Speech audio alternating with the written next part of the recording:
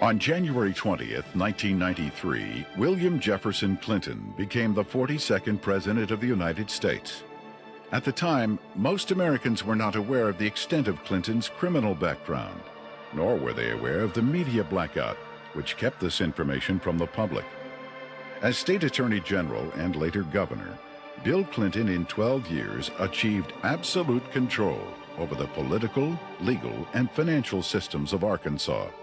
As president, he would attempt to do the same with the nation by bringing members of his inner circle with him to Washington. The hijacking of America was underway, and its impact on future generations would be incalculable.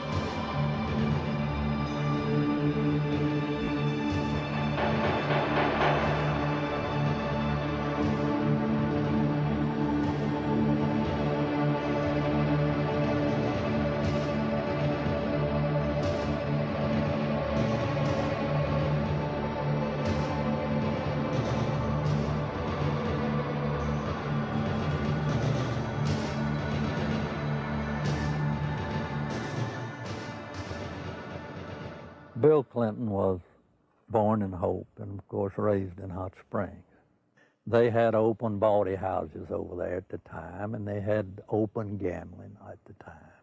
But Clinton grew up in that atmosphere, that different atmosphere of Hot Springs. If it felt good, you did it. He was selected to go to the national from Arkansas Boys Day, to be a delegate to the National Boys Day. And while he was there, he was able to meet John Kennedy. And I'm sure that sparked an ambition in this young man. And he apparently has always had an exceptional, keen mind, a keen intellect. And he early, evidently, had tremendous ambition. He was gifted in so many ways. The truth is, he's one of the most charming men that I've ever met in my life.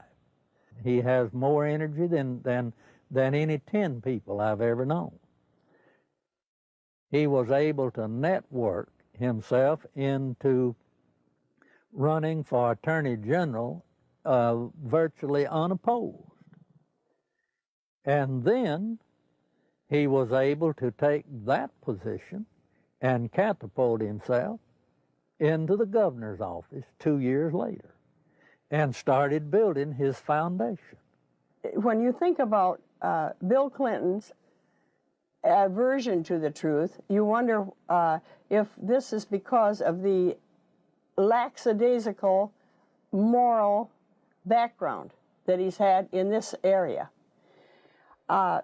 He lied about Rhodes, being a Rhodes Scholar. He never completed that and still said he was a Rhodes Scholar. He went to Moscow and did business with them against the United States government, and he wasn't challenged by the press about that. In Arkansas, while he was governor, he said he balanced the budget 11 times. He never did it once. Also, he said he didn't raise taxes, and he raised taxes 126 times. He can accommodate any situation that comes up because he's not hemmed in with the truth. I've never felt that Clinton, consciously or unconsciously, was hemmed in with morality. I first met Bill Clinton in the mid to late 70s. He was an up-and-coming politician. There were a group of us, Jim Guy Tucker, Bill Clinton, Sheffield Nelson, and myself. And we kind of ran around and palled around with each other. It was from that point that I did a lot of projects for Bill from a marketing perspective. In 1988, I went to Bill. And I said, I need a job to kind of relax, mellow out. Bill Clinton and Betsy Wright, they suggested that I go to work for a place called the Arkansas Development Finance Authority. And they said my talents could really be used there. It was the best kept secret in Arkansas.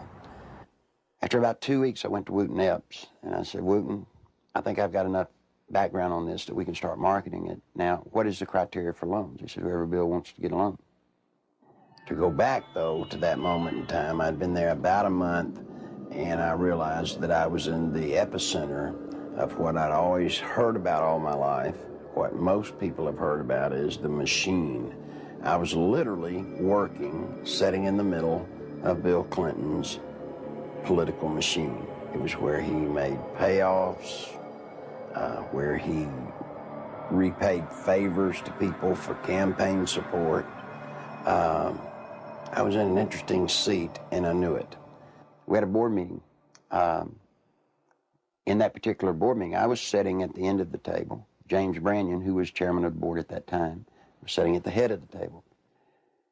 James Brannion stood up in a public restaurant, and he hollered at the Beverly Enterprises guy, Bobby Stevens, and said, "Did you get the $50,000 campaign contribution from the client that you're introducing the loan for?" He said, "Not yet." He said, "Well, then hold up the loan till we get it." I stood up, went up to James, and I said, "James, don't yell stuff like that. You don't need to be yelling it in a restaurant. That sounds real bad." He was just burly and arrogant. He said, "Who cares?" Bill Clinton sold the concept of ADFA to the people of Arkansas as a vehicle for creating jobs and assisting churches and schools.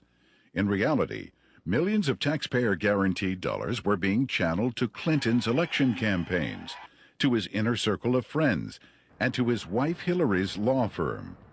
This may explain why ADFA had been drafted in such a manner as to keep its decision-making procedures secret. If you needed $1 million, you had to get your application handled by the Rose Law Firm, pay them $50,000. There were 5 other companies in the state of Arkansas that were actually more qualified in bond structuring and applications, but Rose Law Firm got them all. I started checking around, and I kept asking, well, one thing's bothering me, to the comptroller, Bill Wilson, how do people make payments on these loans? He looked at me and said, "They don't." He thought I knew. Well, that blew my mind. And this is about 2 months in, and it was getting tough then. So I started gathering the documents. After everybody left, I would stick around as if I were working on the annual report. That would give me access to all the documents, and I make copies of them all. For about 2 months, I watched accounts accumulate money. At the end of the month, they zero balanced. They're laundering drug money. There were $100 million a month in cocaine coming in and out of Mena, Arkansas. They had a problem. They were doing so much money in cocaine, $100 million. You create a problem in a little state like Arkansas. How do you clean $100 million a month? ADFA, until 1989, never banked in Arkansas. What they would do is they would ship the money down to Florida, a bank in Florida, which later would be connected to BCCI. They would ship money to a bank in Atlanta, Georgia, which, by the way, was later connected to BCCI. They'd ship to Citicorp in New York, which would send the money overseas. And there was an interesting one, a bank in Chicago. That bank, by the way, is partially owned by Dan Rostenkowski. Dan Lassiter would get the bonds. He would become the broker for the bonds. He would transfer money back to ADFA. He never sold a bond. The money then would leave ADFA, go into one of the various banks for the specific bond loan, and they would zero it out. When they zeroed it out, they were giving it back to Lassiter, less their handling fees. During the Lassiter investigation, we had numerous witnesses for the federal grand jury, had extensive testimony. People that was connected with Lassiter and drug use and everything else. His cocaine use become used as a tool for sexual favors and also for business deals that influence people. And that's when Mr. Lassiter became quite flamboyant with his cocaine use, and then ultimately led to his arrest and conviction. Dan Lassiter, who is the best friend of Bill Clinton, who went to jail with Roger Clinton for cocaine. And by the way, let me explain something. He didn't sell cocaine. No, they were giving it away. Huge piles of cocaine in his office. Ashtray upon ashtray full at the parties, and they would give it to young girls. That's sick. I mean, they were giving a highly addictive drug to young girls. One particular one comes to mind is a 14-year-old cheerleader out of North Little Rock. She was a virgin, and ultimately he ended up sending her to a physician of his. The physician put her on birth control pills.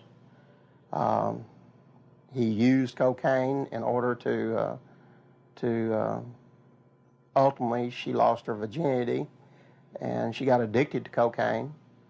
And the last I heard of her, when we had her subpoenaed back to the federal grand jury, she was a hooker in Lake Tahoe. Dan Laster contracted to launder the money. Now, in addition to his contract to launder the money and the system that he and Bill Clinton had set up to do it, probably what he did is he took advantage of some of the cocaine. That's why he could give it away. Shoot, you have $100 million a month in cocaine. They wouldn't care if you took a bucket full a day. After Laster was indicted, I started to receive quite a bit of harassment from my own department, the Arkansas State Police. And I knew the reason behind it because the affiliation with the state police and the governor's office with Dan Laster and his business associates. Mr. Lassiter's cocaine involvement at times was very heavy, then at times he was very cool, calm, mediocre. He was very careful, as all of them have been for quite some time. Once he was convicted, he went to a minimum security prison, a holiday hotel we call them. He spent, I think it was 6 to 8 months, and he got out. Unbeknownst to anybody, Bill Clinton, the day after he got out, granted him a full and complete pardon. So if you think he's tough on crime, think about a man that pardons a man that gives cocaine to kids. Fear of violence is robbing our children of their future. We must take away that fear and give them hope. We must give Alicia and all our children back their childhood. Working together, we can. Do something now. Call 1-800-WE-PREVENT. Your president, the President of the United States, not only was a part of a system that was laundering millions of cocaine dollars, your president signed off on it. He can't deny that he did. You see, because there's one little catch. Every loan ADFA made, Bill Clinton himself had to sign off on it. More than Bill Clinton, you better identify the people in the loop of the drug running. You better identify the people in the loop for money laundering. And what you'll find there is those people go straight to Washington. Act 1062, if you look at it, it says that ADFA was developed and created to provide low-interest bond loans for churches, schools, colleges. So now look what happened to our legislature. They voted on a bill creating ADFA, thinking that they were getting money to colleges and schools to buy books and so forth. What better way to run thousands of, tens of millions of dollars, launder it, clean it up, and use the cover of a state agency to do it. The first loan made at ADFA was made to Parkometer, a company called Parkometer. Seth Ward was the owner. As I started looking, I found out that the Secretary-Treasurer was Webb Hubbell. Then I found out Webb Hubbell was Seth Ward's son-in-law. Guess who drafted the legislation creating Act 1062, which created the Arkansas Development Finance Authority? Webb Hubbell. Guess who introduced the legislation to our legislators and got it passed through our House? Webb Hubbell. Guess who got the first loan? Webb Hubbell. Imagine this. Guess who did the audit and the evaluation of the application?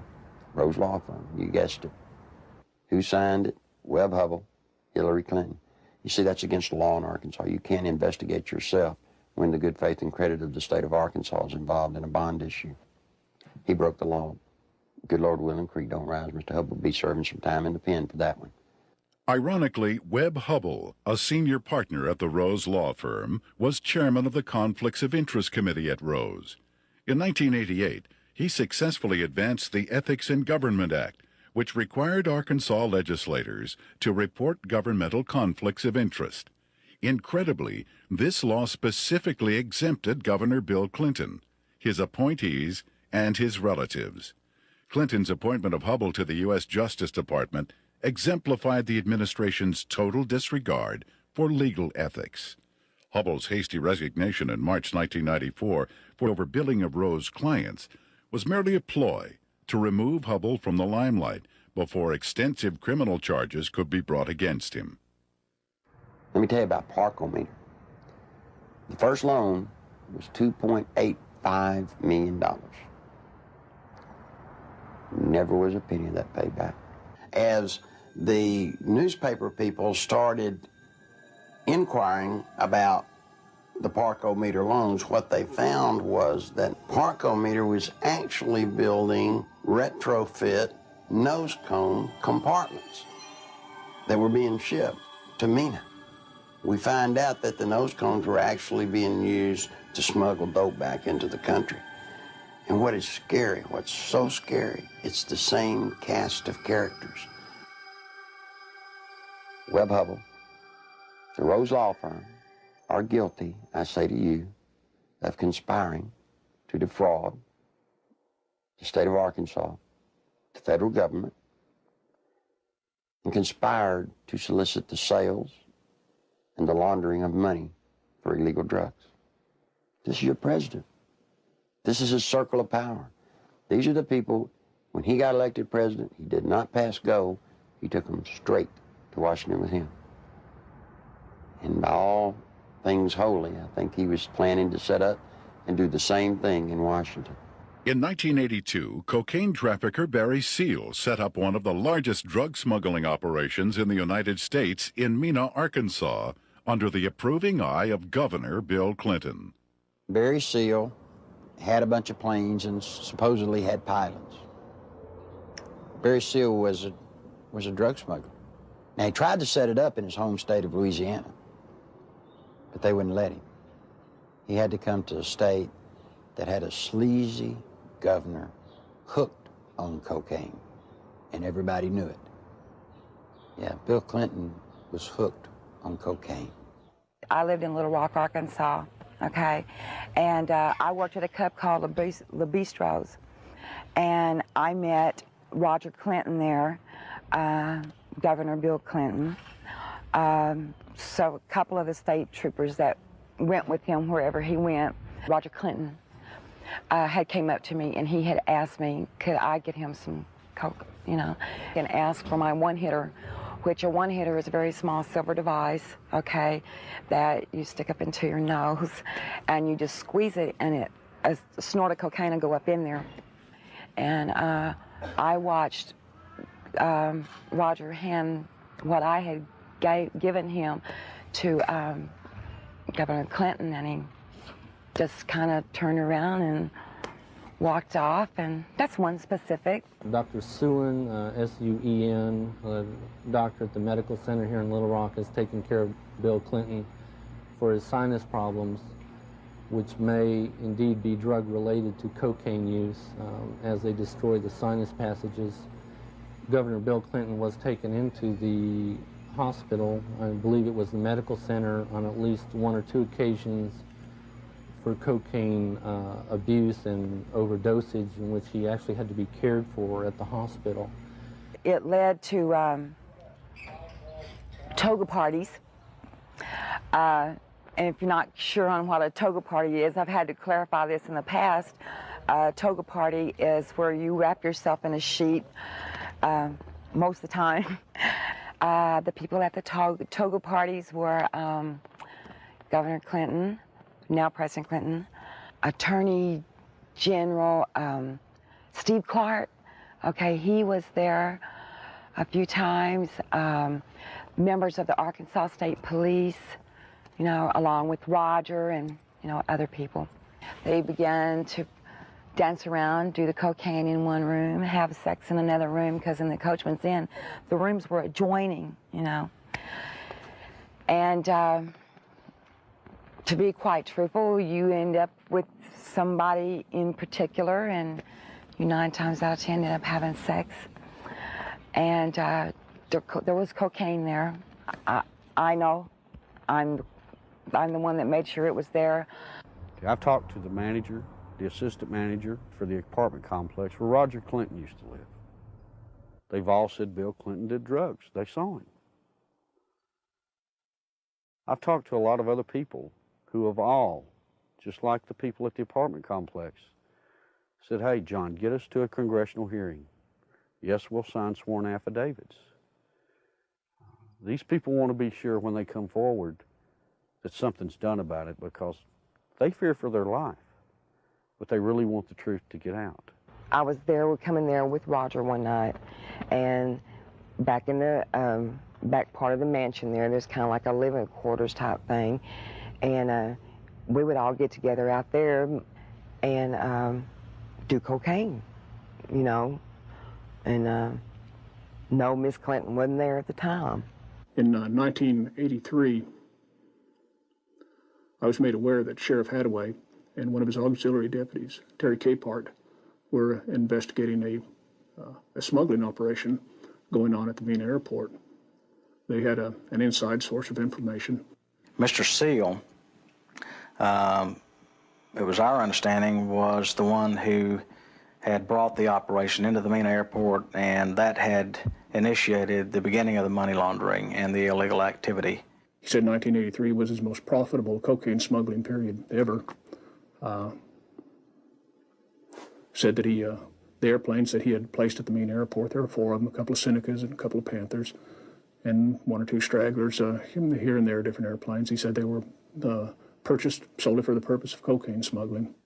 There was, in my opinion, more than enough evidence to prosecute a number of people for crimes regarding the Barry Seal case at Mena.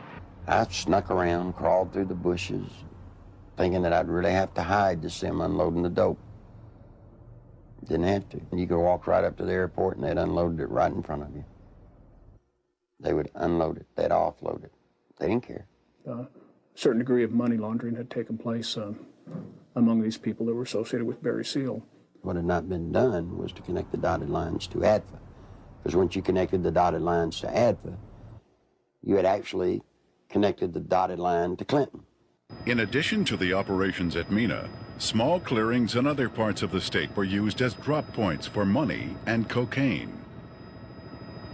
They had special cargo doors installed in the side without FAA permission, so that these doors could be opened in flight. They'd pull in, slide back, and the cocaine could be dropped out of the side in flight. When you have a public which is aware of an ongoing criminal enterprise, when you have an international cocaine smuggler who is high profile, and a lot of people know that they are operating in a small area. A lot of people knew about the money laundering. It was common gossip on the street because it was so blatant.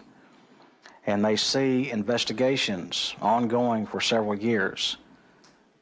And they keep watching for indictments. They know grand juries are convening. They know that witnesses are supposed to be providing evidence to a grand jury, yet year after year after year, no indictments are returned.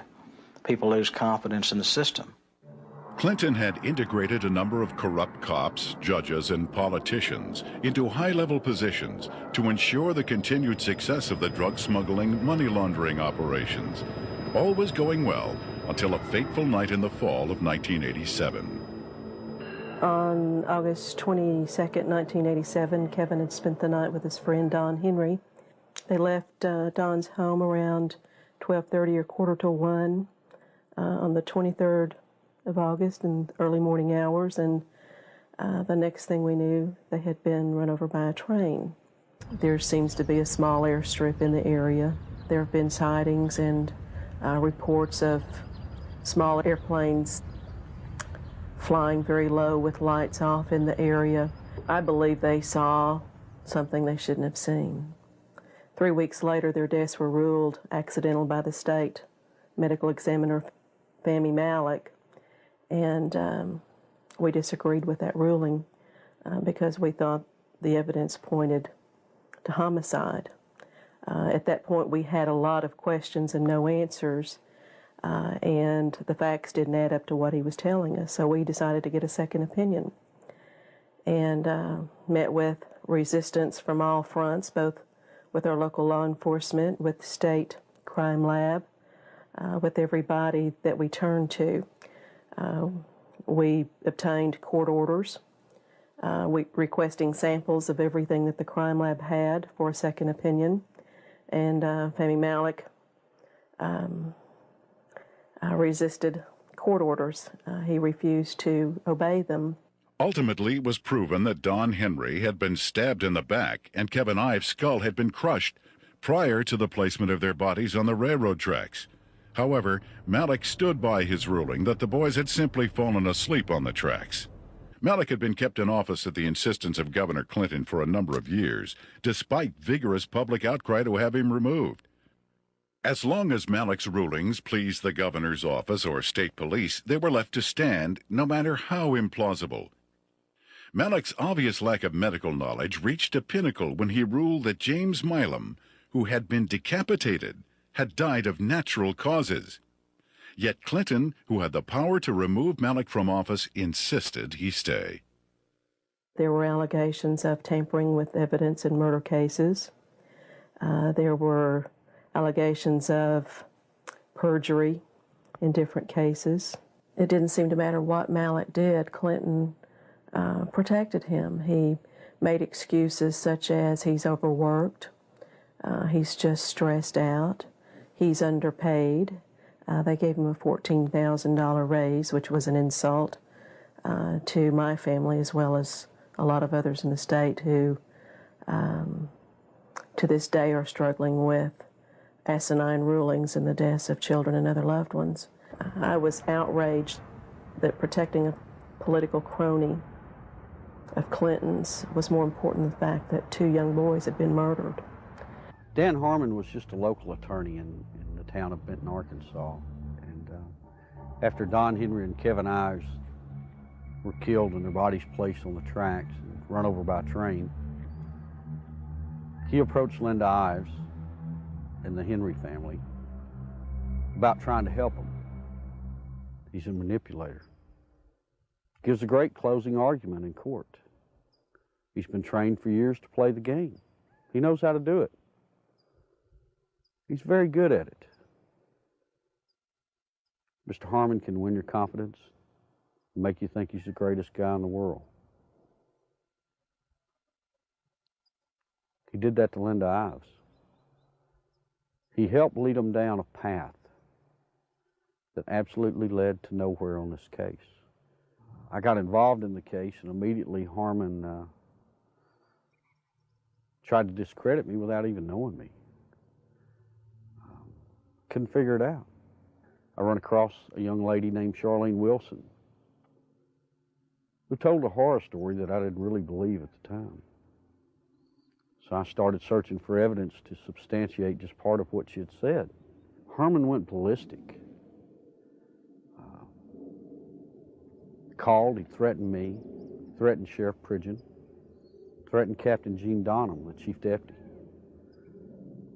All because I talked to this one woman.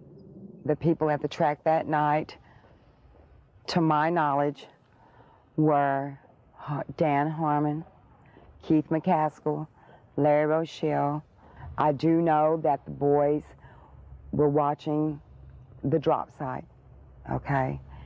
And they got curious as to what was being dropped there. The fact is, we know who killed these kids. The whole reason this case has been slowed down, stopped, wherever we're at. They can't do anything with it as long as Clinton's in office, because it tracks right back to Bill Clinton being involved in the cover-up. He took care of everybody that ever covered anything up in this case. Everybody got promoted. A number of people approached the police with information about Don and Kevin's murders and consequently were murdered themselves. Shortly before Keith McCaskill was murdered, he knew that he was fixing to be murdered. He told his family goodbye, told his friends goodbye. The night of elections in 1988, he took 2 pennies out of his pocket and threw them on the bar there at the Wagon Wheel and said, "If Jim Steed loses this election, my life isn't worth 2 cents." And he was murdered that night. Jeff Rhodes was a young man from Benton who was murdered in 1989. Shortly before his death, he made a phone call to his dad in Texas and told him he needed to get out of Benton, Arkansas, that he felt he knew too much about the boys on the railroad tracks and the death of Keith McCaskill. A couple of weeks later, Jeff was found dead. He'd been shot in the head. They'd attempted to cut off his head and hands and feet, set him on fire in a dump. A total of 6 people with information about the boys' murders were eventually murdered as well. Well, Jean Duffy was the head of the 7th Judicial District Drug Task Force. She was leading a team of narcotics investigators into a drug trail in Saline County that led her right straight to Dan Harmon. This information she shared with the 1990 federal OCDETF team that was investigating and targeting corruption and drugs in Saline County in central Arkansas. From her involvement in that, she was literally threatened, forced to leave the state of Arkansas and go into hiding. I had no idea just how dangerous certain elected officials thought me to be until a brutal media campaign was launched against me.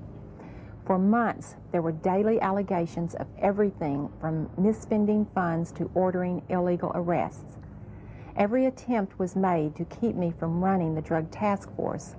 We were even shut down completely for several weeks during a bogus state police investigation. In spite of crippling disruptions, the task force was making significant discoveries about drug trafficking in central Arkansas, some of which led to the very people who were conducting the massive media crusade against me. We discovered that drug trafficking in Arkansas was linked to government officials in frightening proportions. A great number of people came to me with testimony about astonishing criminal activity of very high-level public officials. Many were willing to testify before the federal grand jury. Robert Govar and Chuck Banks were the U.S. attorneys for the District of Arkansas at that time. I was subpoenaed to testify on behalf of the drug trafficking and the cartel, more or less is what it was, that had to do with Dan Harmon and what I call company, because there are there's a whole bunch of them that are involved. I was asked quite in depth about the drug trafficking that went on with Dan Harmon, Mr. Clinton, Roger Clinton. Although there was an abundance of evidence and word kept reaching me from members of the grand jury that they were ready to indict, no indictments came. Mr. Govar also insisted that he was ready to prosecute at least 2 key figures, but the holdup was his boss, U.S. Attorney Chuck Banks, who repeatedly delayed requests for indictments. Harmon had paid a visit to Chuck Banks, the U.S. District Attorney, who was in charge of that district. It's recorded, he signed in. He was there approximately 30 minutes, and up until that time, everything appeared to be running fine with the grand jury. Then, in November, Banks removed Govar from the case, and I was fired from the task force. From this point, the ordeal turned really ugly. In January 1991, one of the key targets of Govar's investigation, Dan Harmon, took office as the 7th Judicial District Prosecutor. Harmon immediately called a state grand jury to investigate the allegations against me. To avoid being jailed in Hot Spring County, which would have put me in serious danger, I left the state. In the meantime, Banks, who had taken over the federal investigation, attempted to give the appearance of carrying the investigation forward while systematically destroying it. He harassed witnesses, suppressed evidence, and finally announced in February of 1991 that the investigation had disclosed no credible witnesses or evidence against any public official. I received a phone call, and they told me that I had made a very big mistake. And I was assured by the U.S. Attorney's Office that my name, that my testimony, that my statements, that the people that were on that witness list would never, ever be revealed. Well, ha ha, you know. Someone in the U.S. Attorney's Office had given Mr. Harmon a list of the effective witnesses, you know. Some of them witnesses over a period of time have came up dead and or missing or have never been heard of again. That don't give you a very good feeling. I'm scared of these people. I'm very scared of them. Guess who arrested her? Dan Harmon. The very guy that she says turned her on to drugs now has her arrested. Dan Harmon, he walked to me, handed me what was supposed to be a search warrant, and he said, "Bitch," excuse me for saying that, "I told you if you ever brought my name up or brought anything up about the past dealings that we've had, that I'd take you down." He said, "You're going to prison. I'm going to put you in prison." He did. I'm here. I mean, I've watched second, third offense people walk around with probation on top of probation on top of probation. Not this lady. First time she's been arrested for drugs. They allege that they found in her home. She gets 30 years. Sure, everybody ought to be able to see through this. This is a man that told Linda Ives for years, "We're going to get to the bottom of your son's death." But yet when I start making progress, it looks like the people I talk to starts getting time in the penitentiary. Linda says it's business as usual in Saline County. Justice as in the English language that can describe how usual in Arkansas. There aren't any words that makes you feel as a parent or as a are capable of doing. You know, I think we were just kind of naive, common, ordinary people. Got up and went to work every day and came home and went to bed and assumed that everybody else did the same thing and tried to do what was right. And I think Kevin's death has been the rudest awakening that anybody could ever have to see what really goes on. I can provide information that has tentacles to Governor Clinton's administration. It is apparent to me that a congressional investigation is the last hope, not only for the people of Arkansas, implications of illegal activity, who has left in his wake and now vulnerable to the powers of oppression, but for the people of our nation who are now vulnerable to the powers of a president who has left in his wake and implications of illegal activities and serious improprieties. Meanwhile, Welch and Duncan's investigation into the operation at Mina was about to derail.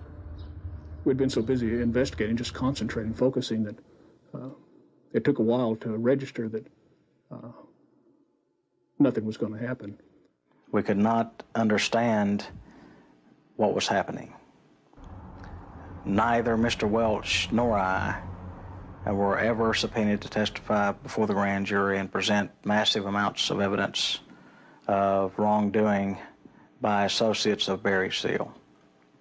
No indictments were ever returned against any of the individuals, and I can tell you there was extensive evidence. There definitely was some suppression of evidence and definitely a cover-up of an investigation, and somebody should be held accountable as to why that happened. Not one major cocaine bust was ever made in Arkansas out of Mina, Arkansas. Now imagine that, 10 years nearly in its running. Never one truckload ever got caught.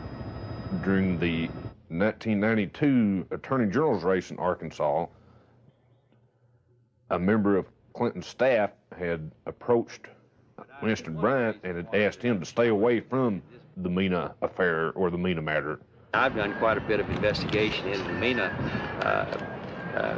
After Winston, quite frankly, it is a federal problem. He took office. Bill told me that he was no longer allowed to discuss the Mena Airport investigation from the Attorney General's office. The Attorney General's office is not like most Attorney General's offices across the country. We do not have the authority to convene a grand jury and initiate criminal prosecution. A lot of people have said that the Mena operation stopped in 1986 when Barry Seal was gunned down. It's not true. Covert operations are still going on in Mena, Arkansas today. Now, if you stop and think, back when Bill Clinton was governor, he was asked about Mena. He said, well, that's a federal problem. I'm not going to get involved in it. Well, he's not the governor of Arkansas anymore. He's the President of the United States. We still have operations at Mena, Arkansas. This is his golden opportunity to take care of it. My question is, why doesn't he? I've always thought it was a wonderful thing to be able to serve your country as a federal law enforcement agent. And for 15 years, I did not encounter anything like the corruption which I encountered after the Mena investigations began. President Clinton's verbal commitment to a war on drugs has been negated by his actions. During his first weeks in office, Clinton revoked random drug testing for White House staff members. He eliminated 121 positions at the Office of National Drug Control. And he appointed Jocelyn Elders as U.S. Surgeon General, despite her well-known desire to legalize drugs. One of Hillary's investments, under the direction of Tyson Foods counselor James Blair, netted almost $100,000 on an initial $1,000 investment, a nearly impossible feat using legal methods. I can't read their minds or speculate, but I had absolutely no reason to believe that I got any favorable treatment. Coincidentally, Governor Clinton enacted a number of state regulations allowing Tyson Foods to grow into the largest industry in Arkansas. Don Tyson put in $600,000-700,000 all told in all of Bill Clinton's campaign. Guess what he got out of it? He got $10 million. Guess from where? The Arkansas Development Finance Authority. And he never paid a dime for it. I had heard rumors of Don Tyson and his alleged cocaine use and distribution. And I went through the intelligence files and come up with enough that I thought was sufficient amount of evidence to launch an investigation on Mr. Tyson simply out of the Arkansas State Police intelligence files has been accumulated for years. A great deal of criminal investigation files were surfacing with Don Tyson's name mentioned in there as being involved with some drug and narcotics trafficking activities. So I interviewed some of the investigators who worked on the Tyson case. Most of them felt that Tyson should have been indicted, but the investigations were always sabotaged, oftentimes from within. One particular undercover narc agent told me that another criminal investigator in that department named Doug Fogley was furnishing Don Tyson with photographs of the undercover narcotics agents that were working on his case. Donald Smaltz was actually hired to look into the allegations that Tyson had given bribes to different people, specifically to the Secretary of Agriculture, Mike Espy. And what came out of that investigation was very remarkable. Drug abuse, drug distribution, money laundering, even murder for hire. Now, Smaltz collected all this stuff. He compiled it, he put it in proper order. And he approached Janet Reno and said, look, You know, I need to broaden my investigation. I'm finding more here than just simple payoffs. What do you think happened? Well, by now, most of you already know. He was turned down. Just exactly what we expected to happen happened. I mean, Tyson already hired lobbyists, attorneys, who all approached Congress trying to get everybody to stop smalts. Why is it in this country today that if you got a little money, you walk away? Why is it you can create the pressure to stop investigations? And I promise you, Janet Reno has stopped this one. You look at these and you wonder, how could this happen? You know, how does someone elude prosecution with reams of investigative reports? How does it get stopped? Some say it's Bill Clinton.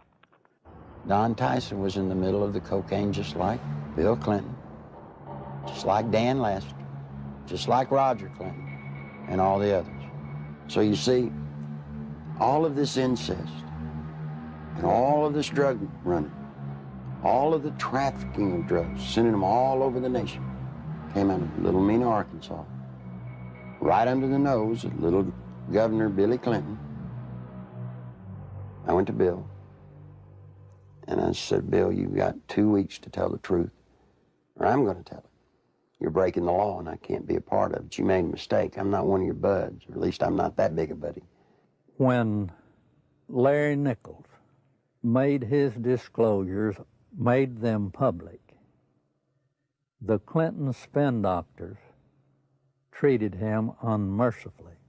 It shocked those of us who had been kept in the dark through the years in Arkansas politics. The Arkansas news media had done little, if anything, to uncover anything derogatory about Bill Clinton. And for these disclosures to come out of the blue was so shocking that the spin doctors attacked the messenger rather than tried to answer the charges that Nichols had made. And they did such an efficient job that it caused me and others to look with less than favor on Larry Nichols as an individual, because all we knew about him was what they were telling and the press was printing. One of the neatest things about Bill Clinton is how he handles the media. You see, Bill Clinton's an attorney, and when a witness comes out against his client, what's the first thing an attorney does? He tries to discredit that witness. They accuse me of everything under the sun, day in, day out. Every week, there was some new scandal in the paper that I was involved in. 6, 8 weeks later, they print a retraction. Wasn't me. But to this day, people in Arkansas think that I'm some evil person. As a result of that, the boy had to pay a high penalty. In his credibility, he had to pay a high penalty in his acceptability.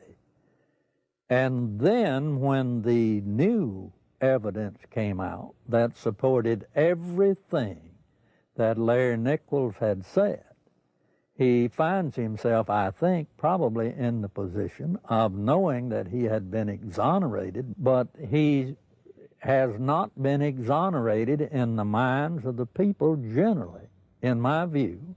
And he finds himself probably in the position of wondering where he goes now to get his good name back. A lot of people wonder how Bill Clinton could control a state the size of Arkansas with the absolute authority that he did. It's not hard. You see, after 12 years, after kissing the people that have the money, Bill Clinton controlled the legal system. He controlled the judges. He controlled the attorneys. He controlled the banks. It's just a small state, a one-party state. What tends to happen in small states like that, I think, is the longer the person remains governor, that I think the greater the abuses are. And I think the abuses were very, very widespread under Bill Clinton. One thing that's very difficult for people to understand, Bill Clinton doesn't care about money. He cares about power. All he needed ADFA to do was to channel money to the big players financially. I got tickled when the reporters during the campaign came here. They were looking, trying to find out where Bill Clinton profited. He didn't. He profited by putting money into his friends' pockets. The way they were doing these bond issues and just the whole political atmosphere, quite frankly, was a scandal. But that's the way things had historically been done in Arkansas. But imagine this. Imagine the power this man has in Washington, D.C. Imagine what he can do to this nation if he gets that circle of power going there, as he did here. Nothing I can do, nothing you can do can stop it. Because he'll have the absolute power, and believe me, he will use it to have you investigated, to have you arrested, to have your company audited. Now, that's what'll happen when his circle of power is complete.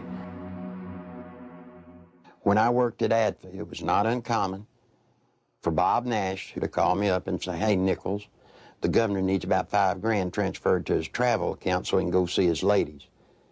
And we would at ADFA transfer $5,000 to $10,000 for him to go see his girlfriends in either L.A. or New York. He'd use so much travel money to go see women out of his regular travel budget, he would even have to borrow money from ADFA, not to mention the fact that ADFA's budget was not quite as scrutinized as the governor's budget.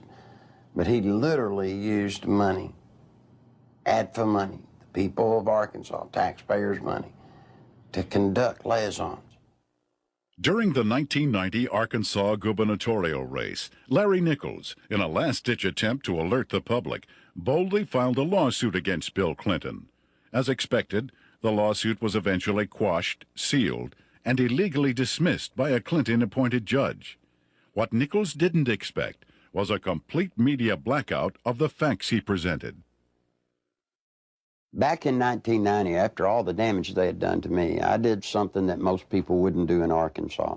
I sued Bill Clinton.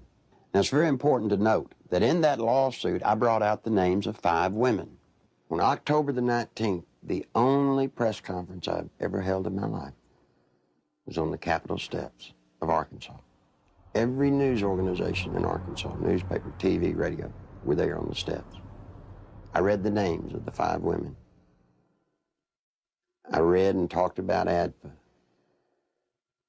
No one had ever made such a cold, callous statement against Bill Clinton where he named the women. When I got through with the press conference, I went through the center door and I walked off with the camera crews with me, and I walked all the way to the end to the governor's office. And I left the press release right on the governor's secretary's desk. Not one bit of the press release made it into the local TV or the local newspapers, anywhere. It didn't show up anywhere. The reason I tell you that is because in those days, he had the circle of power complete in Arkansas.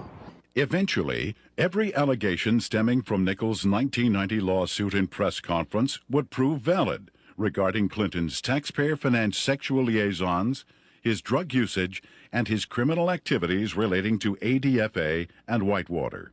Gradually, the women who had carried on adulterous affairs with Clinton began to emerge. The first was Jennifer Flowers, who, like all those close to Clinton, was faced with a decision. Either keep quiet and receive a government job, or go public and face character assassination in the press.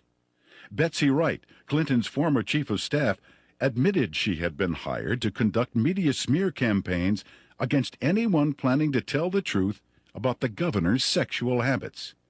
She was prepared to go after at least 26 women who had the potential of destroying Clinton's chance at the presidency. During the 1992 presidential campaign, I was getting bludgeoned by the media because Jennifer Flowers had come out of my lawsuit. A man called me on the phone on a Monday. His name was Gary Johnson. He was an attorney. He told me that he felt bad because I was being bludgeoned, and he wanted to talk to me about handling my case. Well, I was craving an attorney, any attorney to help me. You know, I saw Larry out there doing battle, so to speak, on his own, and I felt like he needed some help. I met him on a Tuesday. He was a special attorney. I didn't even know it. You see, he lived next door to Jennifer Flowers. For security purposes, Gary Johnson had installed a video camera near the front door of his Quapaw Tower condominium. Looking at someone in front of my door, it got a perfect shot of them in front of Jennifer Flowers' condominium. And it wasn't my intention ever to take pictures of Bill Clinton going in to see Jennifer Flowers. I could care less who Bill Clinton goes to see.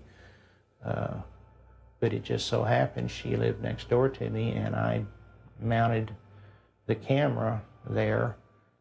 Guess what he caught on tape? Bill Clinton walking into Jennifer Flowers' apartment on numerous occasions with a key. I actually saw him go into her condominium. It wasn't that I was standing there looking out my peephole watching Jennifer Flowers' condominium. It had nothing to do with Bill Clinton. It's just that I got the camera. I had the camera before Jennifer Flowers moved in. And when she moved in, she just happened to have some very interesting house guests. Go back to 60 Minutes when Bill and Hillary were loving kisses. They stood up and lied, and Bill said that he had never been to her apartment, that he had only called her once from the kitchen and from his office. That's an absolute lie, and these tapes proved it. The 60 Minutes interview had been designed specifically to save Clinton's campaign, not necessarily to get to the truth. And they came to us because they were in big trouble in New Hampshire. They were about to lose right there, and they needed some first aid. They needed some bandaging. What they needed was a paramedic. So they came to us, and we did it, and that's what they wanted to do. When I told Tim Russert that I was persona non grata at the White House, he said, "Why?" I said, "The Jennifer Flowers interview." He said, "You got him the nomination." I said, "I know that." As far as I know from the conversations I've had, Bernie Nussbaum knew that, Gergen knows that, Lloyd Cutler certainly knows it because Lloyd had a hand in his coming on there that night. You know, it was strong medicine, the way I edited it. He was a very sick candidate. He needed very strong medicine. And I'm not in the business of doctoring candidates, but he got up out of a sickbed that night and walked to the nomination. And as I said to Mandy, you know, if I'd edited it your way, you know where you'd be today? You'd still be up in New Hampshire looking for the nomination. He became the candidate that night. When the Jennifer Flowers story broke, that story was 100 times more creditable than the story that literally knocked Gary Hart out of the campaign. I had been Jennifer Flowers' neighbor. I knew that Bill Clinton wasn't telling the truth about that.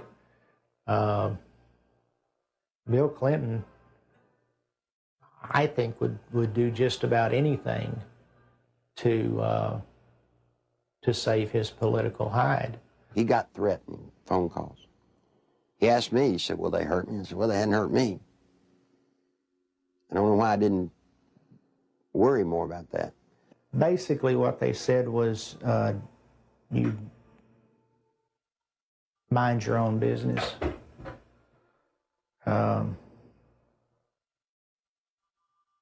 And all it did was made me mad.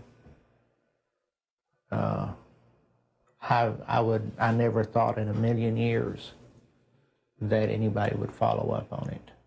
We filed the request for the subpoenas on Thursday. Saturday morning, we found Gary Johnson beaten and left for dead. And without getting into gory details, both elbows were dislocated, his collarbones were broken, his spleen and his bladder were ruptured with holes the size of $50 in them. His nose, his sinus cavities were all crushed. He had been beaten by Clinton's people. Were they very large? Yes. Yes, they were. Did they say, "Where's the tape"? Yes, they asked me for the tape. And what's sick is the man gave them the tapes, and then they went and broke his elbows, punctured his spleen, punctured his bladder. They looked like state troopers, I'll say that. Clinton can be a very dangerous individual in the state of Arkansas. In my lawsuit in 1990, I named the lady Sally Perdue as having an affair with Bill Clinton. Sally had an apartment in Little Rock, and the Clinton security guards would drop him off at her apartment and go park in the woods. When Clinton got through doing his business, he was flick their porch light and they'd know to come and get him. She started coming out, started talking. Well, believe it or not, before she could talk, Clinton's people got to her and offered her a federal job or break her legs, whichever one was the best. Sally Perdue, former Miss Arkansas and radio talk show host, carried on a sexual relationship with Governor Clinton between August and December 1983. State troopers in government vehicles were used at taxpayer expense to shuttle Clinton back and forth to Sally's home. Perdue, who today supervises a home for people with Down syndrome, was offered a $60,000 a year federal job to keep quiet. She refused. And you see, that's illegal. You can't offer a federal job to get someone to hush. Following her attempt to go public, Miss Perdue lost her job and started receiving threatening phone calls and letters. Live ammunition was found on the seat of her car, and the rear window of her vehicle was shot out. Even though a number of witnesses have corroborated her story, the American press has refused to print it. During the 1992 presidential campaign, interviews with ABC and NBC, as well as an appearance on the Sally Jesse Raphael show, were taped, but were never aired. She'd actually been on the Sally Jesse Raphael show right after the New York primary. Did you know the TV stations around the country blacked out that program and wouldn't show it? In December 1993, former bodyguards of Bill Clinton came forward with detailed information regarding the governor's sexual encounters with a number of women. Larry Patterson and Roger Perry, both veteran Arkansas troopers, boldly spoke on the record. Two other troopers who initially spoke off the record were later identified as Danny Ferguson and Ronnie Anderson.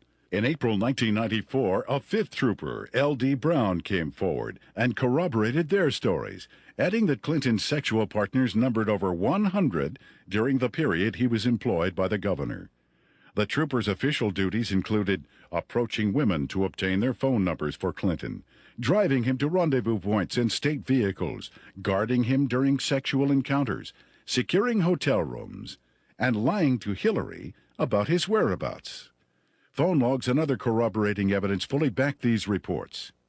I saw on several occasions Bill Clinton engaging in sexual acts while I was either blocking the road or working security at the governor's mansion. I saw them with my own eyes take place. So it's not a rumor, it is firsthand. The entire conversation inside a vehicle in a 2-hour drive from one point to another would be totally about sex and women or jokes. He would actually ask people how they performed oral sex on women in cars. I'd been in that conversation. He would ask if you had ever had 2 to 3 women at one time in one bed. Things like this. Bill Clinton was obsessed with that. The first or second time that you're with him and you're alone and you see some attractive woman, he would say, "Hey, Larry, what would you like to do to her?" And, you know, this is the governor of the state of Arkansas.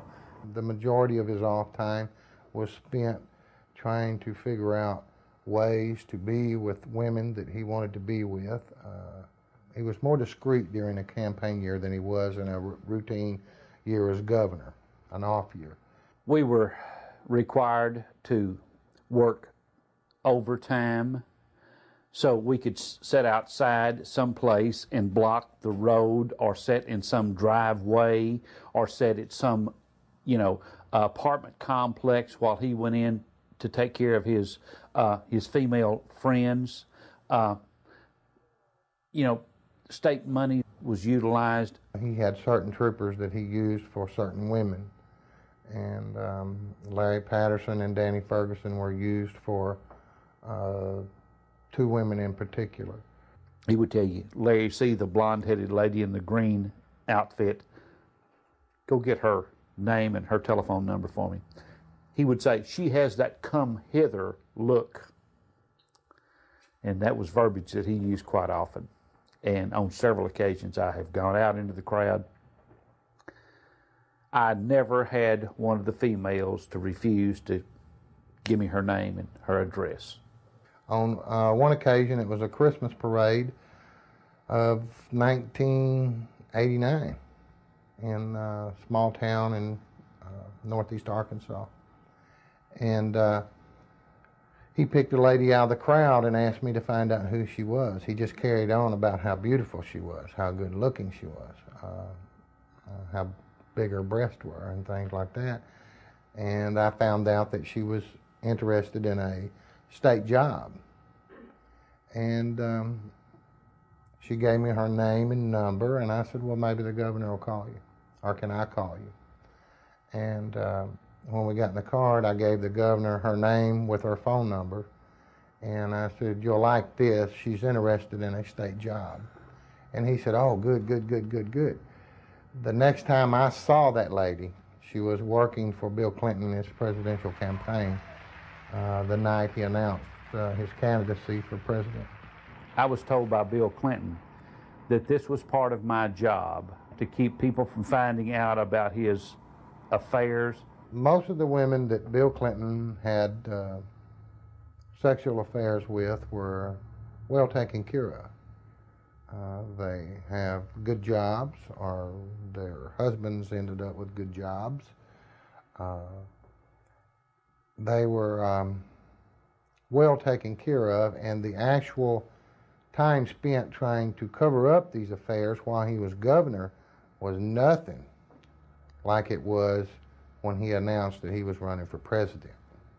In an attempt to silence the officers, the Clinton administration launched an elaborate counterattack, which included urging Ferguson to change his story and levying false accusations of insurance fraud against Perry and Patterson. When Larry Patterson and Roger Perry came out, Clinton's security guards, they substantiated everything that I'd alleged in the lawsuit. These people were there, they were his bodyguards. But watch what happened. The same thing that happened to me, they planned to do to them. They roasted them in the media. They said they were committing insurance fraud.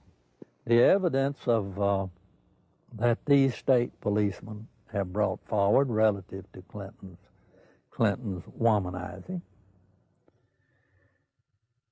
is being questioned by the spin doctors as not being credible. Yet it is more credible than the evidence on 90% of the people who are confined now on death row across America. Is this fair? Did y'all see the papers saying that the troopers were telling the truth and were found innocent? Heir to the stories they were telling have a basis, since they're not the scumbags that the spin doctors for Clinton tried to make them out to be?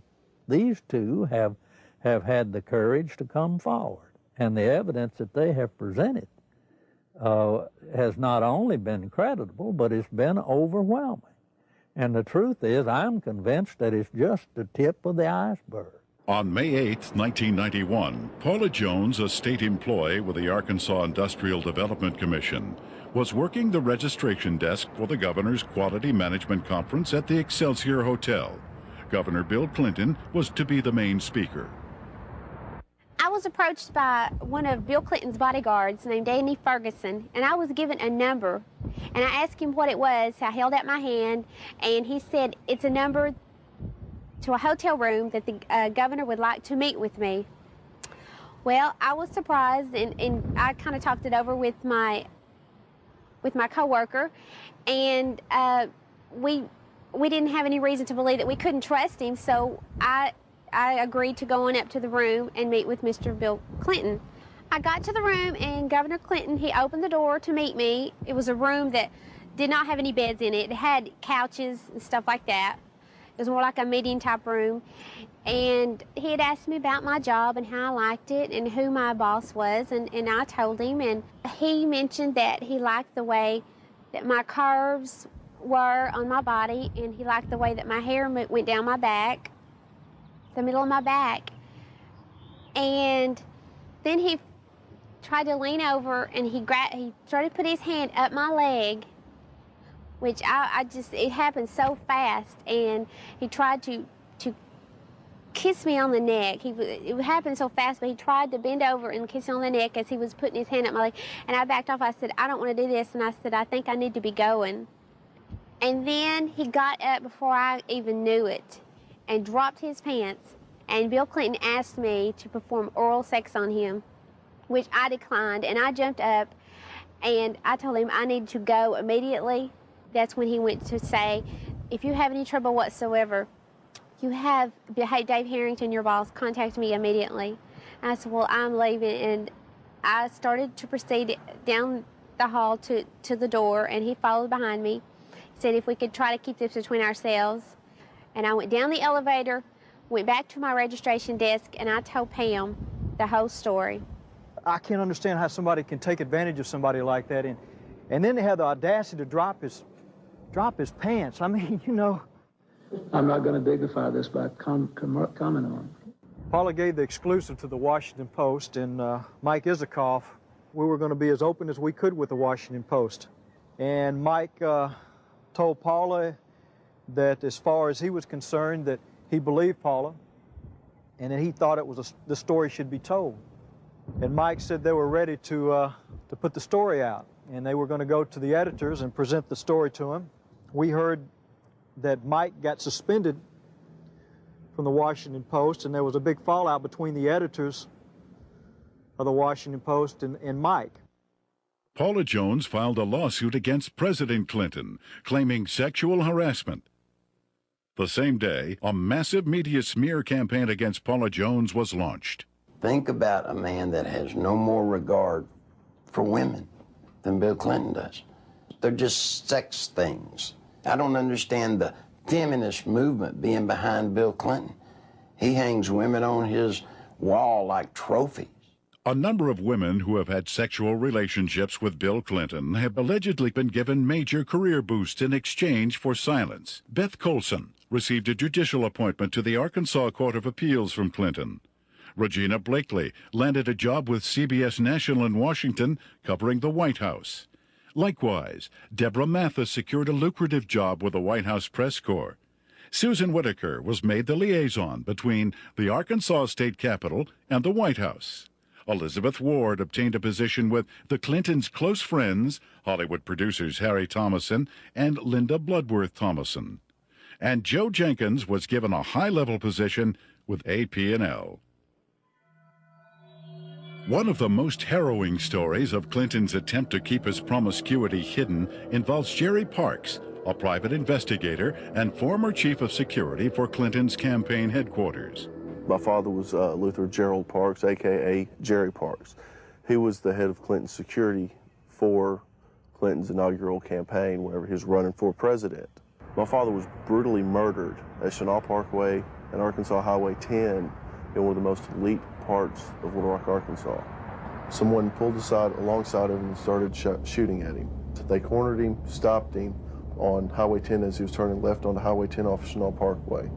They stepped out of the car after blocking his path. He was shot 5 times, once in the leg, once in the arm, 3 times in the chest. My father had a file on Bill Clinton's infidelity and his affairs that ran from approximately 82, 83 to somewhere between till about 90 to 91. The file consisted of pictures, time, dates, places of where Bill Clinton was at, where Roger Clinton was at, the type of drug use that Bill Clinton and Roger Clinton were involved in. I was the only person that would ever go with him when he would do his private investigative work. And I remember 4 to 5 times that I was with him, and that's what he was keying on. I saw Clinton with a lot of different women, a lot of different types, sizes, shapes, colors, one of them being Jennifer Flowers. You know, I was just like, wow. It was more neat than anything else that, you know, somebody that is this famous, this bigwig, can get away with this. This just blew my mind. Shortly before Jerry's death, the phone lines at his home were cut, the security system was disconnected, and the Clinton files were stolen. I believe my father was assassinated because he was the one link that could actually close everything and completely shut Clinton down. I feel that Bill Clinton had my father killed to save his political career. When I did contact Little Rock Special Investigative Services, they told me that they had been pulled off the case 3 weeks prior to that. That just blows my mind on how when I hear they're making progress, all of a sudden they're pulled off the case. Something's not right there. Bill Clinton has been the way he is ever since I've known him. He hasn't changed. He will not change. People inside the White House today tell me that he's running sexcapades in and out of the White House like have never been there before. It's a disgrace to America. If we had known his background, the people of Arkansas would have never elected him governor of this state. And I charge the media of this state for not doing their duty and exposing these things that have since become matters of fact. He's a womanizing, dope-smoking, liar, and a draft dodger. I don't remember those being in the Constitution as exactly the model qualities we want in a president. I think the media has been part of the covering up of the actual true story of and character of Bill Clinton. I believed with all my heart that the American people had the right to know what they had been sold. Bill Clinton is not the person that they voted for. Voters who depend on the media for unbiased information regarding political candidates have been betrayed. Much of the information concerning ADFA, Whitewater, and Clinton's sexual promiscuity was known by the media as early as 1990, yet was kept hidden. The media's heavy pro-Clinton bias prior to the 1992 election was best summed up by Newsweek when they candidly stated, "Truth is, the press is willing to cut Clinton some slack because they like him and what he has to say." In May 1994, Newsweek added, "The national press has been restrained in its accounts of Bill Clinton's private life, and with good reason. Most of those who have made charges against him have been despicable people, jealous and stunted sorts." What an indictment about the media. You knew the truth about Bill Clinton. You just didn't like George Bush. I know Bill Clinton, probably as well as anybody. We used to train him on how to look straight into a camera and lie through his teeth. And you see, part of Bill's pathological lying is the fact that we've taught him how to believe the lie that he's telling. And once he believes the lie, then he can sell it to you as the truth. The world is at risk when the commander-in-chief of the United States of America is a man that will look at another government, who will make trade deals and lie through his teeth. Clinton could get us involved in a hopeless quagmire easily in Europe, in Africa, in North Korea, in any number of places, because not only of his ineptness and his lack of understanding, but his contempt for military things. This goes back at least as far as the 60s, in his college days, when he not only attended and participated in anti-American rallies, but organized them. And incidentally, those were not anti-war rallies. Those were anti-American rallies. He has no loyalty to this nation. He has no loyalty to its fighting men. He has not enough integrity to have any loyalty to its population. He knows how to say the right things, but he's lied for so long that I really don't think he knows the difference anymore between the lie and the truth. Bill Clinton was dishonest on a daily basis. I mean, there's more dishonesty in his life than there is honesty. I mean, it's maybe being a politician in these days and times, you have to tell one group of people what they want to hear and another group what they want to hear. And if the truth conflicts, then so be it. The media has not been able to ascertain today that there's a human being sitting in the presidential chair of the United States of America that lies with everything he says. They still believe somehow in the office of the presidency. They still believe there's some integrity there. Attempts to keep the criminal activities of Whitewater concealed from the public were largely successful prior to the 1992 election. After that, however, the raging Whitewater rapids could no longer be contained. What the Clintons claimed as a simple money-losing investment was in actuality a series of complex business transactions and cover-ups, ultimately costing the American taxpayer more than $60 million. When this is all over, it's going to be the same story we've been telling for 2 years. We made a bad investment, we lost money, and there's really not much more to add to it.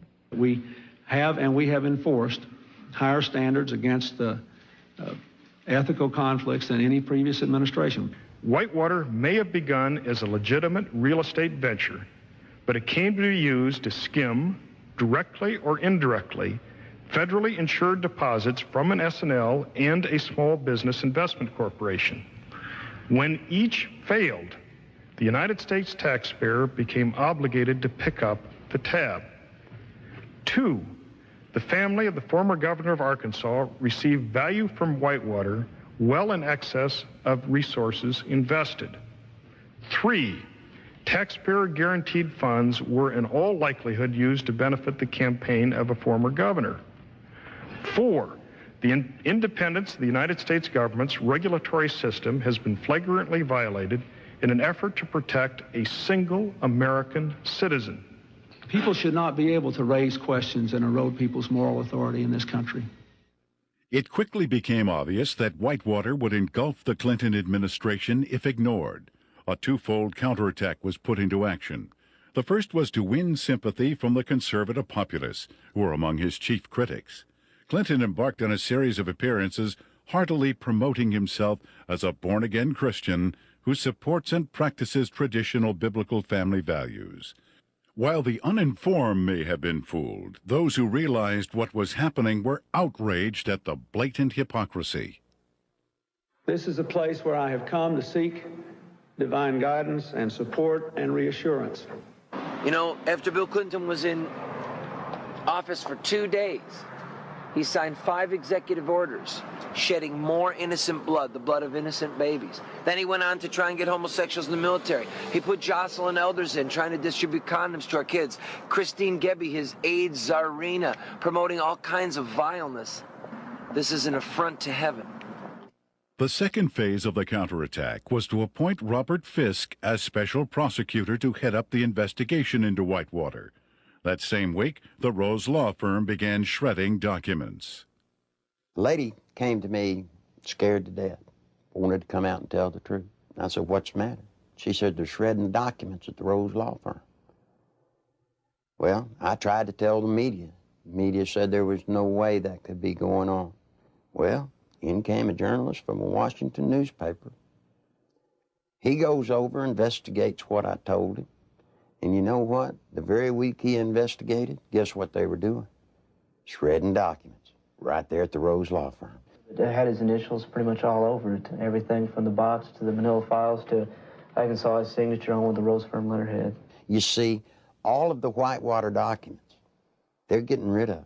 They're getting rid of them as fast as they humanly can.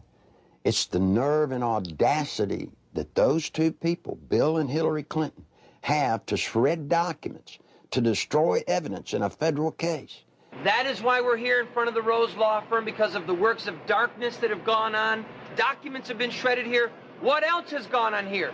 I'm telling you, there are people inside this building that right now they're saying, if they only knew, if they only knew. During that same week, there was also a fire at the Worthen Bank building. Now, this fire was on the 14th floor, and supposedly it was started by a space heater. I want you to look at this footage and tell me if you think it was an accidental fire by a space heater. This is a CPA firm, and the documents that were in this office were important documents relative to Whitewater. If you go back to Arkansas and you look at the Secretary of State's office, anybody that's ever run for office in recorded history, you can find out who their major campaign contributors are since day one, except for one person. Bill Clinton's records at the Secretary of State's office disappeared. You see, they did it then. They'll do it now. All the information pertinent to Whitewater, any notes left by Vince Foster, any personal documents that would lead anywhere to any type of criminal activity, they're just going to be destroyed. Fisk's initial assignment was to quell rumors regarding the alleged suicide of Vince Foster. Foster was a senior partner with Hillary Clinton and Webb Hubbell at the Rose Law Firm prior to his appointment as White House Deputy Counsel. In fact, he was handling the Clintons' personal legal matters while he was in the position of assistant to the president, in violation of a conflict of interest at that time. From the outset, the investigation into the death of Vince Foster has been marred by controversy. At Bill Clinton and Attorney General Janet Reno's insistence, responsibility for the investigation was turned over to the Park Police, even though Foster's death fell within the jurisdiction of the FBI. Not until his death had sufficiently developed into a full-fledged scandal 7 months later would the FBI be allowed in. The results of the FBI's investigation, along with the findings of the Park Police and coroner, were incorporated into a report issued by Special Counsel Robert Fisk. The report, released June 30th, 1994, confirmed suicide as the cause of death. However, a careful examination of key pieces of evidence taken directly from the report itself indicate a number of alarming contradictions inconsistent with the report's own conclusion that Foster took his life. The official coroner's report depicts a large gaping 1-inch exit wound located 3 inches below the crown of Foster's head. According to Fisk, the area surrounding the body at the park was meticulously searched to a depth of 18 inches, but no brain tissue or skull fragments were found. An FBI analysis found none of Foster's fingerprints on the gun, despite the fact the gun was found in Foster's hand. However, the FBI did make one extraordinary discovery. One latent fingerprint was visible on the underside of the right pistol grip, approximately 2 inches from the base of the grip. This print did not belong to Foster. No attempt was made to determine the identity of the person whose print was found on the gun's hand grip. Gunpowder was found on Foster's clothing, which did not match the gun found in his hand. Fisk speculated that gunpowder of a different type was accidentally blown onto Foster's clothing by an exhaust fan in the Park Police laboratory. However, once again, Fisk was not able to support this theory with any evidence. One of the most crucial pieces of crime scene evidence, the fatal bullet, has yet to be found. A thorough FBI search of the area, which even uncovered artifacts dating back to the Civil War, yielded over 70 pieces of metal, including 12 modern-day bullets. Yet, none of them matched the gun found in Foster's hand. Against standard police procedure, not one resident living nearby was ever contacted during the investigation to find out if a gunshot was heard. Even though Fisk insists that Foster killed himself, leading forensic experts from around the country now agree it is highly unlikely he pulled the trigger himself. Within minutes of the verification of Foster's identity, the Park Police issued orders to seal Foster's office at the White House. David Watkins, Clinton's administrative assistant, assured the police he would take care of it. He lied.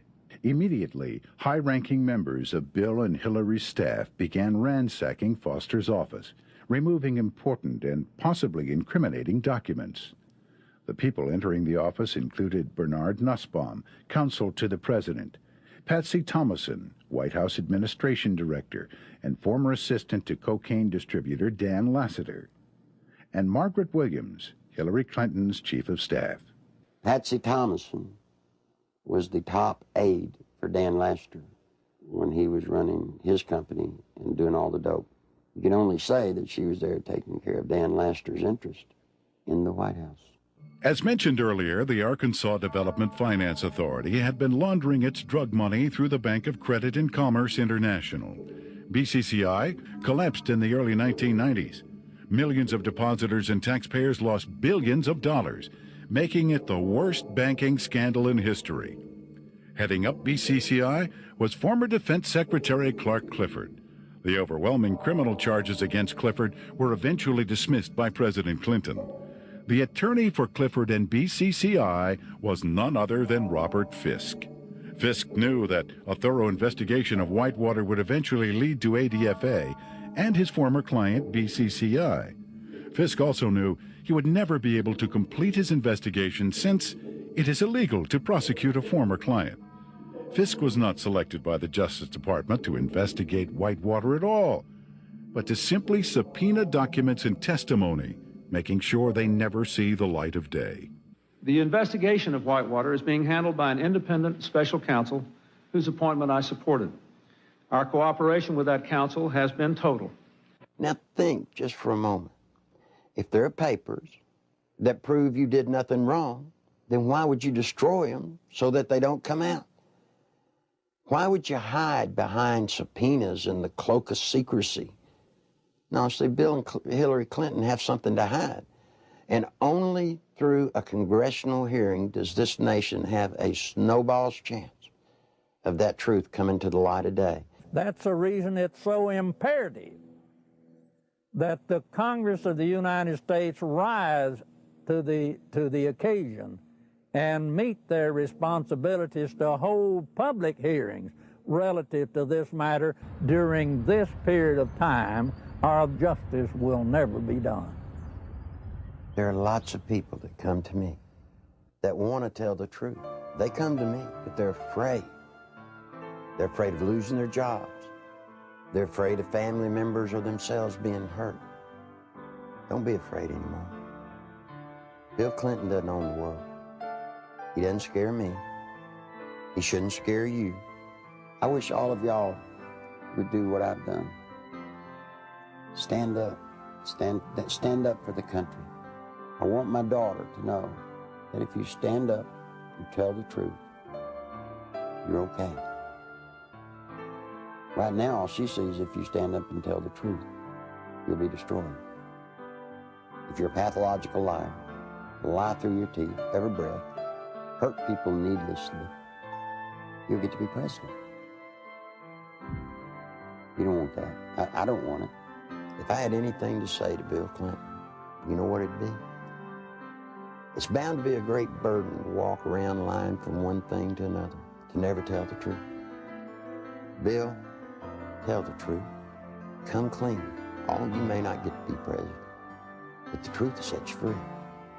It'll set all of us free, and it'll save the nation. I've still not been accused of anything wrong because I haven't done anything wrong. And I'm not going to do anything wrong.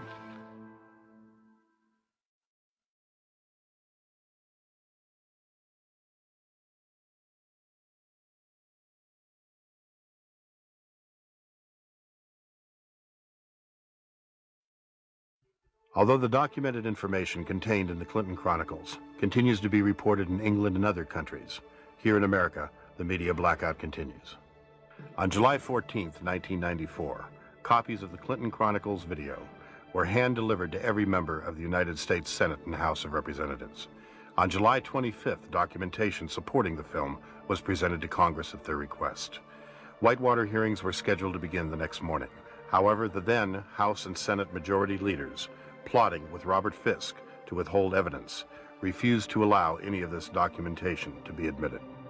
In addition, eyewitnesses willing to testify under oath who could confirm Clinton's involvement in the Arkansas drug smuggling money laundering operation were flown into Washington, but were barred from giving any testimony. Once again, the Constitution of the United States was undermined and the American people were not allowed access to the truth. That same day, a massive media smear campaign was launched against the Clinton Chronicles. Time magazine, Newsweek, U.S. News and World Report, and major newspapers around the nation simultaneously published false information about the video in an attempt to diminish its distribution. Nevertheless, members of Congress point to the Clinton Chronicles as playing a major role in bringing about the firing of Robert Fisk, as well as the reopening of the investigation into the death of Vince Foster. On August 3, 1994, Larry Nichols was arrested on false charges of writing 2 bad checks and failing to obey a yield sign 7 years earlier. The American media reported the arrest. When the Arkansas police admitted that the checks and traffic violations were fabricated, charges were dropped, yet the media failed to report it. Nichols has suffered 3 attempts on his life since the release of the video. Federal agent Bill Duncan, a 15-year IRS veteran with a permit to carry a gun, was arrested for carrying a weapon, then handcuffed to a pipe in the basement of the Washington, D.C. police station and later released. This incident effectively brought the MENA drug smuggling money laundering investigation to a halt. Duncan was later instructed by his superiors to lie to a federal grand jury regarding the results of his investigation. When he refused, he was forced to resign. Arkansas State Police investigator Russell Welsh nearly died after being poisoned with military-grade anthrax, a poison available only through the United States government. Arkansas State Police investigator Dr. Lauder, who successfully led the investigation against cocaine distributor Dan Lassiter, was forced to resign after attempting to reopen the cocaine trafficking investigation into Don Tyson. John Brown, Saline County homicide detective in charge of the Ives Henry murder investigation, was removed from the case after providing Congress with information linking the Clinton administration to drug trafficking in Mena, Arkansas. Brown was forbidden by his superiors to discuss Clinton's connection to the Ives Henry case, and after his refusal to do so, was forced to resign. In February 1994, veteran journalist L.J. Davis was beaten in his Little Rock hotel room. His attacker tore pages from his notebook which contained information about the inner workings of the Rose Law Firm and the Arkansas Development Finance Authority. In March 1985, Wayne Dumond was castrated and subsequently imprisoned for allegedly raping Bill Clinton's 17-year-old cousin. Even after evidence had proven that Dumond had been falsely accused and was completely innocent, Clinton blocked his release from prison. To date, every case which would link Bill Clinton with any criminal activities have been effectively shut down by various governmental agencies. The one office that all of us universally look up to, irrespective of what party or political philosophy we espouse, is the presidency of the United States. Since the election of Bill Clinton in 1992, we Americans, with sadness, have learned week after week to have different stories come out from around the country pointing up the reality that we have in the White House today, a draft-dodging womanizer who is a pathological liar. It's a very dangerous thing for America and a dangerous thing for the world. I can only, conclude that the responsible course for the House of Representatives to do is to introduce a resolution of impeachment against Bill Clinton. It is with sadness that I make this statement, because this action will introduce something that we Americans don't want to see in our political process. But we can't continue down the course of what we see unfolding before our eyes almost every week or almost every day. And the best thing for all of us is to get it out in the open and go forward and let the chips fall where they may. Under our Constitution, the House introduces a resolution of impeachment, and the U.S. Senate is a place where a trial takes place.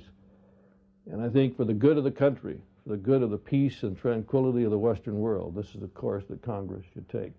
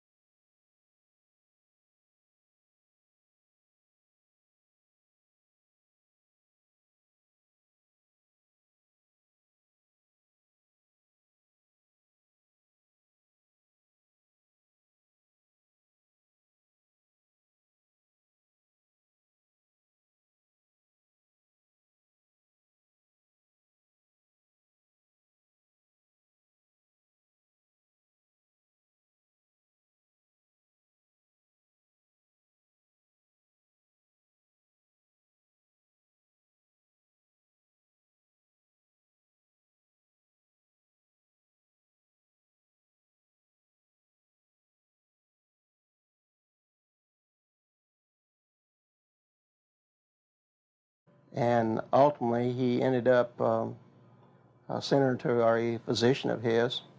The physician put her on birth control pills. He used cocaine in order to ultimately, she lost her virginity, and she got addicted to cocaine. And the last I heard of her, when we had her subpoenaed back to the federal grand jury, she was a hooker in Lake Tahoe.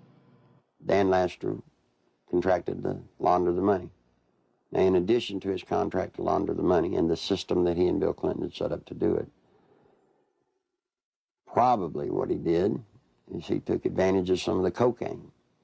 That's why he could give it away. Shoot, you have $100 million a month in cocaine.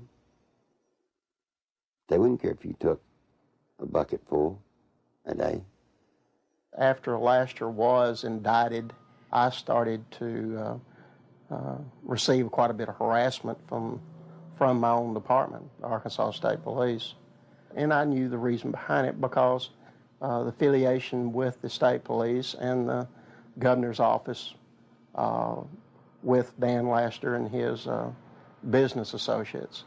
Mr. Lassiter's cocaine involvement at times was very heavy, then at times he was very cool, calm, mediocre. He was very careful, as all of them have been for quite some time. Once he was convicted, he went to a minimum security prison, a holiday hotel, we call them. He spent, I think it was 6 to 8 months, and he got out. Unbeknownst to anybody, Bill Clinton, the day after he got out, granted him a full and complete pardon. So if you think he's tough on crime, think about a man that pardons a man that gives cocaine to kids. Fear of violence is robbing our children of their future. We must take away that fear and give them hope. We must give Alicia and all our children back their childhood. Working together, we can. Do something now. Call 1-800-WE-PREVENT. Your president, the President of the United States, not only was a part of a system that was laundering millions of cocaine dollars, your president signed off on it. He can't deny that he did. You see, because there's one little catch. Every loan that ADFA made, Bill Clinton himself had to sign off on it. More than Bill Clinton, you better identify the people in the loop of the drug running. You better identify the people in the loop for money laundering. And what you'll find there is those people go straight to Washington. Act 1062, if you look at it, it says that ADFA was developed and created to provide low-interest bond loans for churches, schools, colleges. So now look what happened to our legislature. They voted on a bill creating ADFA, thinking that they were getting money to colleges and schools to buy books and so forth. What better way to run thousands of, tens of millions of dollars, launder it, clean it up, and use the cover of a state agency to do it. The first loan made at ADFA was made to Parkometer, a company called Parkometer. Seth Ward was the owner. As I started looking, I found out that the Secretary-Treasurer was Webb Hubbell. Then I found out Webb Hubbell was Seth Ward's son-in-law. Guess who drafted the legislation creating Act 1062, which created the Arkansas Development Finance Authority? Webb Hubbell. Guess who introduced the legislation to our legislators and got it passed through our House? Webb Hubbell. Guess who got the first loan? Webb Hubbell. Imagine this. Guess who did the audit and the evaluation of the application? Rose Law Firm. You guessed it. Who signed it? Webb Hubbell, Hillary Clinton. You see, that's against the law in Arkansas. You can't investigate yourself when the good faith and credit of the state of Arkansas is involved in a bond issue. He broke the law. Good Lord willing, creek don't rise. Mr. Hubbell will be serving some time in the pen for that one. Ironically, Webb Hubbell, a senior partner at the Rose Law Firm, was chairman of the Conflicts of Interest Committee at Rose. In 1988, he successfully advanced the Ethics in Government Act, which required Arkansas legislators to report governmental conflicts of interest. Incredibly, this law specifically exempted Governor Bill Clinton, his appointees, and his relatives. Clinton's appointment of Hubble to the U.S. Justice Department exemplified the administration's total disregard for legal ethics.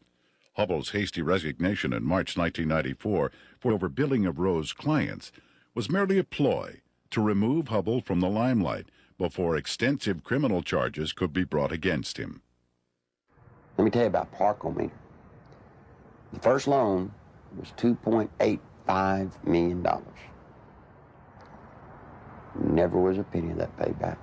As the newspaper people started inquiring about the Parkometer loans, what they found was that Parkometer was actually building retrofit nose cone compartments that were being shipped to MENA. We find out that the nose cones were actually being used to smuggle dope back into the country. And what is scary, what's so scary, it's the same cast of characters. Webb Hubble, the Rose Law Firm, are guilty, I say to you, of conspiring to defraud the state of Arkansas, the federal government, and conspired to solicit the sales and the laundering of money for illegal drugs. This is your president. This is his circle of power. These are the people, when he got elected president, he did not pass go. He took them straight to Washington with him. And by all things holy, I think he was planning to set up and do the same thing in Washington. In 1982, cocaine trafficker Barry Seal set up one of the largest drug smuggling operations in the United States in Mena, Arkansas. On January 20th, 1993, William Jefferson Clinton became the 42nd President of the United States. At the time, most Americans were not aware of the extent of Clinton's criminal background, nor were they aware of the media blackout, which kept this information from the public. As State Attorney General and later Governor, Bill Clinton in 12 years achieved absolute control over the political, legal, and financial systems of Arkansas. As president, he would attempt to do the same with the nation by bringing members of his inner circle with him to Washington. The hijacking of America was underway, and its impact on future generations would be incalculable.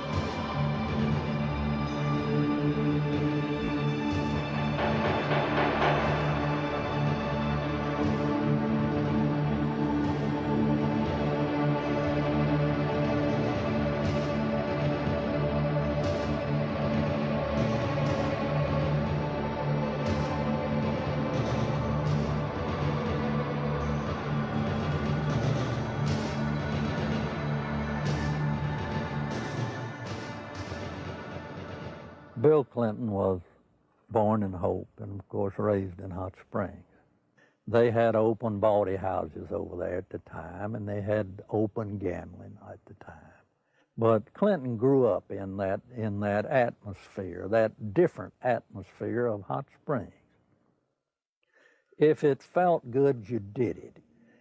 He was selected to go to the national from Arkansas Boys Day, to be a delegate to the National Boys Day. And while he was there, he was able to meet John Kennedy. And I'm sure that sparked an ambition in this young man. And he apparently has always had an exceptional, keen mind, a keen intellect. And he early, evidently, had tremendous ambitions. He was gifted in so many ways. The truth is, he's one of the most charming men that I've ever met in my life. He has more energy than any 10 people I've ever known.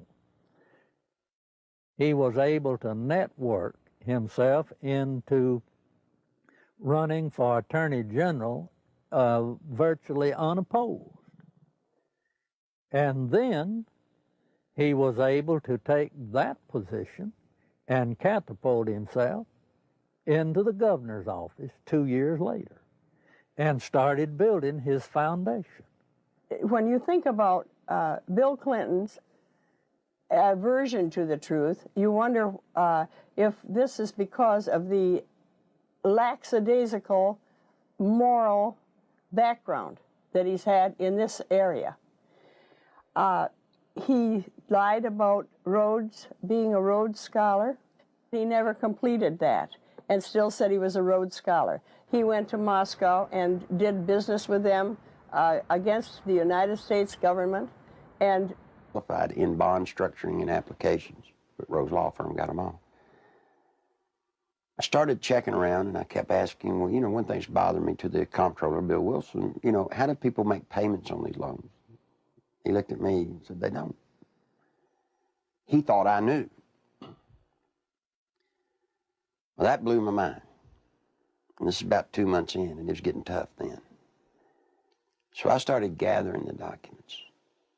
After everybody left, I would stick around as if I were working on the annual report. That would give me access to all the documents, and I made copies of them all. For about 2 months, I watched accounts accumulate money. At the end of the month, they zero balanced. They're laundering drug money. There were $100 million a month in cocaine coming in and out of Mena, Arkansas. They had a problem. They were doing so much money in cocaine, $100 million. You create a problem in a little state like Arkansas. How do you clean $100 million a month? ADFA until 1989 never banked in Arkansas. What they would do is they would ship the money down to Florida, a bank in Florida, which later would be connected to BCCI. They would ship money to a bank in Atlanta, Georgia, which, by the way, was later connected to BCCI. They'd ship to Citicorp in New York, which would send the money overseas. And there was an interesting one, a bank in Chicago. That bank, by the way, is partially owned by Dan Rostenkowski. Dan Lassiter would get the bonds. He would become the broker for the bonds. He would transfer money back to ADFA. He never sold a bond. The money then would leave ADFA, go into one of the various banks for the specific bond loan, and they would zero it out. When they zeroed it out, they were giving it back to Lassiter, less their handling fees. During the Lassiter investigation, we had numerous witnesses for the federal grand jury, had extensive testimony. People that was connected with Lassiter and drug use and everything else. His cocaine use become used as a tool for sexual favors and also for business deals that influence people. And that's when Mr. Lassiter became quite flamboyant with his cocaine use, and then ultimately led to his arrest and conviction. Dan Lassiter, who is the best friend of Bill Clinton, who went to jail with Roger Clinton for cocaine. And by the way, let me explain something. He didn't sell cocaine. No, they were giving it away. Huge piles of cocaine in his office. Ashtray upon ashtray full at the parties, and they would give it to young girls. That's sick. I mean, they were giving a highly addictive drug to young girls. One particular one comes to mind is a 14-year-old cheerleader out of North Little Rock. She was a virgin. He wasn't challenged by the press about that. In Arkansas, while he was governor, he said he balanced the budget 11 times. He never did it once. Also, he said he didn't raise taxes, and he raised taxes 126 times. He can accommodate any situation that comes up because he's not hemmed in with the truth. I've never felt that Clinton, consciously or unconsciously, was hemmed in with morality. I first met Bill Clinton in the mid to late 70s. He was an up-and-coming politician. There were a group of us, Jim Guy Tucker, Bill Clinton, Sheffield Nelson, and myself. And we kind of ran around and palled around with each other. It was from that point that I did a lot of projects for Bill from a marketing perspective. In 1988, I went to Bill. I said, I need a job to kind of relax, mellow out. Bill Clinton and Betsy Wright, they suggested that I go to work for a place called the Arkansas Development Finance Authority. And they said my talents could really be used there. It was the best kept secret in Arkansas. After about 2 weeks, I went to Wooten Epps, and I said, Wooten, I think I've got enough background on this that we can start marketing it. Now, what is the criteria for loans? He said, whoever Bill wants to get a loan. To go back, though, to that moment in time, I'd been there about a month, and I realized that I was in the epicenter of what I'd always heard about all my life. What most people have heard about is the machine. I was literally working, sitting in the middle of Bill Clinton's political machine. It was where he made payoffs, where he repaid favors to people for campaign support. I was in an interesting seat, and I knew it. We had a board meeting. In that particular board meeting, I was sitting at the end of the table. James Brannion, who was chairman of the board at that time, was sitting at the head of the table. James Brannion stood up in a public restaurant, and he hollered at the Beverly Enterprises guy, Bobby Stevens, and said, did you get the $50,000 campaign contribution from the client that you're introducing the loan for? He said, not yet. He said, well, then hold up the loan till we get it. I stood up, went up to James, and I said, James, don't yell stuff like that. You don't need to be yelling it in a restaurant. That sounds real bad. He was just burly and arrogant. He said, who cares? Bill Clinton sold the concept of ADFA to the people of Arkansas as a vehicle for creating jobs and assisting churches and schools. In reality, millions of taxpayer-guaranteed dollars were being channeled to Clinton's election campaigns, to his inner circle of friends, and to his wife Hillary's law firm. This may explain why ADFA had been drafted in such a manner as to keep its decision-making procedures secret. If you needed $1 million, you had to get your application handled by the Rose Law Firm, pay them $50,000. There were 5 other companies in the state of Arkansas that were actually more qualified